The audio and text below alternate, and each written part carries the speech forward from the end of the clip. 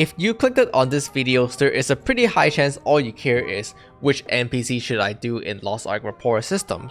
But in case you don't know what the rapport system is, well, every day you can play 5 songs and 5 emote with the NPC, which will build rapport or affinity with them, which basically mean relationship.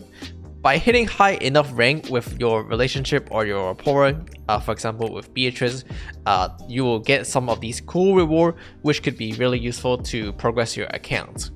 Before that, as always, I do stream on Twitch, so don't forget to follow me over there. Before we start, however, be aware that NPC does have virtues requirement, and you'll need to build this up in order to talk to some of these NPCs. The easiest way to build these up are simply just backtrack and make sure you do all your yellow quests, as a lot of these will give virtues.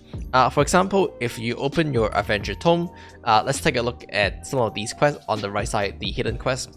You can easily see that all of these gives you some amount of virtues. This one gives 1 courage, this one gives 1 charisma, and this one gives 1 wisdom. So doing all of these quests is a good way to level up your virtues.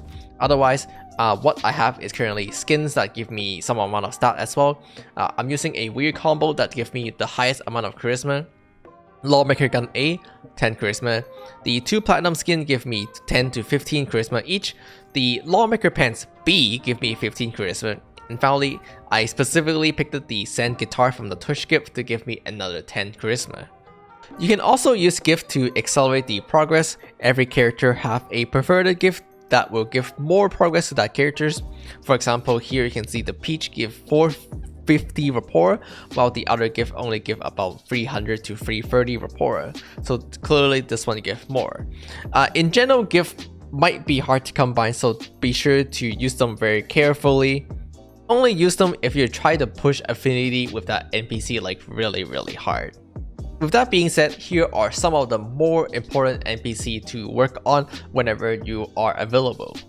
Starting off, we have Beatrice for the 2nd Giant Heart in the friendly stage, and then we have the Naiva for the 14th Giant Heart in the trusted stage. On the Blue Eyes Canvases, we have the 9th Giant Heart in the 4th stage, and finally in Argentine we have the 3rd Giant Heart from Sasha. Giant Heart is a really important collectible because they give you skill point. You will need a total of 12 of them to collect the last skill point, which means you have to do some of these rapport, or if not all of them. In Punica, there is Nia, who gives you the 3rd Ominous Star, which is another collectible you need to get some skill point. There are a total of 6 of them, and you need all 6 of them to get the 2nd grade skill point potion.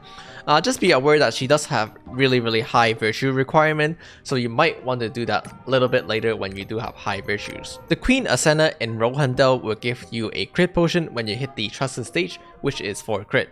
Those are some of the important NPC to work for endgame Lostark because they give you really important stuff. But of course, there are definitely some characters that you can work on early if you don't have the required virtues to talk to them. Some of these are other characters that give you virtues. For example, Neria giving you 10 charisma when you hit the trusted stage. Likewise, the Elia also gives you 10 charisma when you hit the trusted stage. So if you don't have enough virtues, these could be good NPC to work toward at the beginning. Mocha Mocha gives you the Mocha Mocha card and the Joy emote, which you can use to talk to other NPC. On Annika, there is you that gives you another 10 charisma, and the ghost here give you 10 courage. Moving on to Northern, we have Gideon that gives you 10 wisdom when you hit trusted stage. In Shushire, there is Darwin that gives you 10 courage when you hit the trusted stage. And finally, in Rohandel, there is Orlando that gives you 10 wisdom when you hit the trusted stage. I think in the Selling Voyages, there is the Total Elder that gives you 10 wisdom as well when you hit the trusted stage. So these are good NPC to work on if you need the virtues requirement to talk to some of the other NPCs.